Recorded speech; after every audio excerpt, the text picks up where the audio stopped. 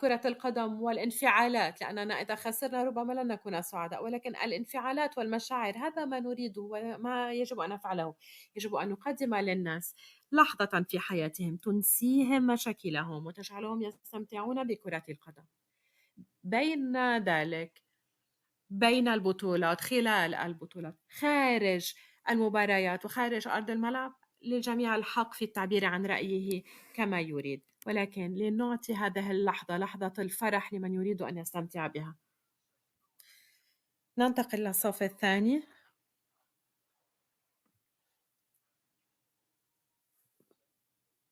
الصف الثاني إذن من يرتدي أو من يعتمر القبعة. صباح الخير سيد الرئيس، أين أنتم؟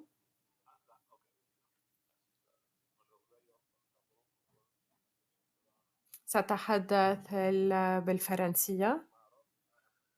لقد رأينا أن المنتخب المغربي قد وصل إلى نصف النهائي في كأس العالم، وهذا للمرة الأولى التي نرى فيها منتخبا إفريقيا يصل إلى هذه المرحلة. كيف رأيتم أداء المنتخب المغربي على وجه الخصوص وأداء المنتخبات الأفريقية بصورة عامة؟ وهل هذا يعني أن كرة القدم في أفريقيا سوف تكون أكثر أو تحظى باحترام أكبر وهيبة أكبر؟ شكرا جزيلا على هذا السؤال. أنا أعتبر أن أداء المنتخب المغربي استثنائي وممتاز، فعلا قدموا أداء ممتازا، لعبوا بقلوبهم وأيضا جودة أداء لا يمكن أن ننكرها. فالوصول إلى نصف النهائي ليس وليد صدفة، بل هذا ثمرة عمل طويل، النفس إن صح القول. لديهم مدرب ممتاز ويافع مغربي، قدم أداء ممتازا مع ناديه وأثبت فعلا كيف يمكن أن نلعب كرة قدم ذات جاذبية وذات فعالية. فعلا نحن نهنئهم، وإذا أمكنكم أن ترفعوا القبعة لهم، للمنتخب المغربي طبعا، إضافة إلى الفريق الفني. كذلك أود أن أهنئ الفرق الأخرى من إفريقيا، السنغال الذي تجاوز إذا مرحلة المجموعات، وهذا ما لم يحصل في النسخة السابقة في 2018، ومن ثم واجه المنتخب الإنجليزي القوي جدا، وأيضا منتخب الكاميرون وغانا وتونس، كلها لعبت بطريقة ممتازة، بقيوا ينافسون حتى اللحظة الأخيرة في آخر مباراة لهم، وهذا فعلا يثبت مستوى الأداء في كرة القدم الإفريقية. أنا فعلا سعيد جدا لأننا نتحدث ومنذ عقود عن كرة القدم الإفريقية ولحظاتها، هل ستصل هذه اللحظة؟ ولكنها وصلت. وفكرة أنه في كرة القدم عفوا في نسخة كأس العالم المقبلة سوف يزداد عدد المنتخبات الإفريقية الضعفين التي ستشارك، طبعا سيكون لدينا ضعفاء ما رأيناه الآن. أعتقد أن ذلك يعني أننا يمكننا أن نستمتع بأداء ممتاز من قبل المنتخبات الإفريقية في نسخة كأس العالم المقبلة. شكرا وتهانينا مرة أخرى. شكرا.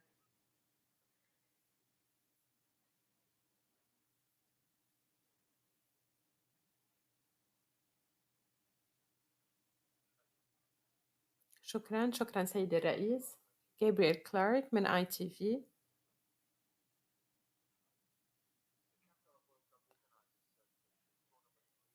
الدولة المنظمة أو اللجنة المنظمة لهذه النسخة من كأس العالم، دولة قطر، قالت أنها سوف تترك إرثا يحول العالم. كيف ترون هذه النسخة وما سيكون الإرث الذي ستتركه؟ سوف أنتظر ريثما ينتهي أو تنتهي المباراة النهائية حتى أصدر حكمي على هذه النسخة، ولكن أعتقد أن هذا الإرث التحولي الذي تتركه هذه النسخة من كأس العالم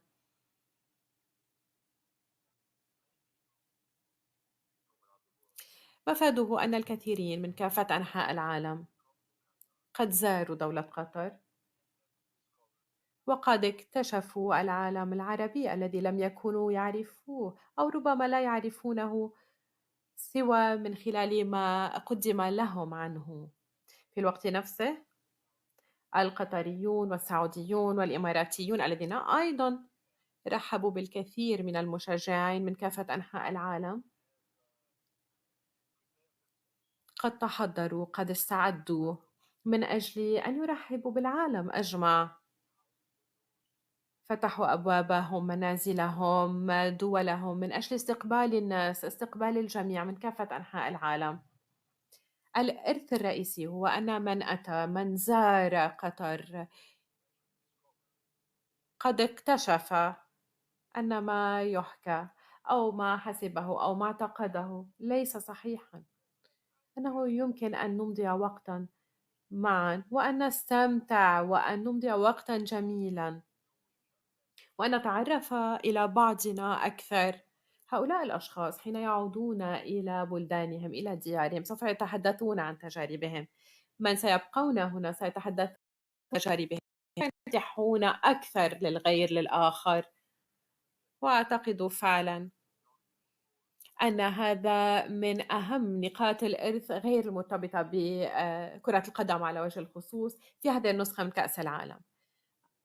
كان أحد مخاوفنا الأساسية أو مشاغلنا قبل بداية كأس العالم موضوع الأمن والسلامة. طبعا لدينا 32 دولة مع مشجعيها وأشخاص من دول أخرى كلهم في مكان واحد. عادة في نسخ أخرى يكون هناك مسافة أكبر، مساحة أكبر، وبالتالي نحن لم نعرف قبل هذه النسخة كيف سيتفاعل المشجعون. هل سوف يبدأون التقاتل فيما بينهم أو لا؟ ورأينا أن البشر فعلا إيجابيون بطبيعتهم وليس سلبيين. ليسوا سلبيين، هم أخيار وليسوا أشرارا، لأن الناس يجتمعون. وكلما كانت النسخة دولية كان ذلك أفضل، لأنهم يجتمعون يتشاركوا شغفهم، يستمتعوا بكرة القدم ويمضوا وقتا جميلا، ولم نشهد أي حوادث. طبعا هذا أمر فريد، ولكن لننتظر حتى المباراة النهائية ونهاية كأس العالم ونبقى مركزين ونأمل أن تستمر الأمور على ما هي عليه. ولكن بعد المساهمة في تفاهم مشترك ربما لبعض الأشخاص أو ربما مئات آلاف أو ملايين الأشخاص، أعتقد أن هذا يعتبر إيجابيا جدا إذا كنا نتحدث عن منظور لا يتعلق بكرة القدم.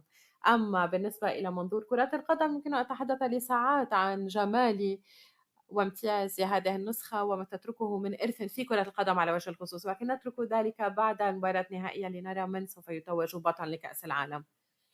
بقي سؤالان في الصف الأمامي. السيدة إلى اليسار، شكرا. مرحبا، نوا من التلفزيون الهولندي. في بداية هذا العام تحدثتم عن وفاة 3 أشخاص خلال أعمال البناء. السيد حسن الدوادي تحدث عن 400 إلى 500 شخص توفوا. كيف تشرحون هذا التباين وكيف يعكس طريقة تنظيم هذه النسخة من كأس العالم في قطر؟ أعتقد أن كل شخص يتوفى هو أكثر مما يلزم، هي مأساة للعائلة، مأساة للجميع، وهي مأساة لنا وللجميع. الأرقام التي ذكرتها مختلفة تماما. 3+1 هم أشخاص ماتوا خلال تشييد الملاعب. أما 400 أو 500 الذين ذكروا هم أشخاص توفوا بصورة عامة في ورش عمل وبناء منذ العام 2014. نعم، تقريبا منذ 2014. إذا حين نتحدث عن الأرقام يجب أن نكون دقيقين، يجب أن نتوخى الدقة حتى لا نخلق انطباعا عن شيء مختلف أو نعطي صورة مختلفة عن الواقع، وبالتالي يجب أن نتوخى الدقة بالنسبة إلى الأرقام ونتنبه إلى كيفية نقل ذلك. كما أسلفت بالنسبة إلينا كل وفاة تشكل مأساة، ولا ندخر وسعا ولا نألو جهدا من أجل تغيير التشريعات والتنظيمات من أجل حماية سلامة العملاء. قد فعلنا ذلك وقد نجحنا في ذلك، وما أمكننا أن نقوم به ونقدمه من قيمة مضافة في المستقبل سوف لن نتوانى عن ذلك. أجرينا نقاشات مستفيضة ونحن اقتربنا من الاتفاق سيحصل في يناير مع منظمة العمل الدولية، اتفاق إذن من أجل أن نأتي بهذه الخبرة بهذه التجربة ننقلها إلى المستقبل حتى نتمكن من الاستفادة من كأس العالم وتسليط الضوء العالمي عليه وعلى كرة القدم بصورة خاصة حتى نحسن حياة هؤلاء العمال وأسرهم. سؤال الشخص الذي يرتدي القميص الأزرق والنظارات. مرحبا سيد إنفانتينو، فانسان روما من صحيفة سودويست في فرنسا. سأطرح السؤال بالفرنسية. أنا لا أراكم في أول شرفة. تحدثتم عن كأس العالم للأندية في 2025.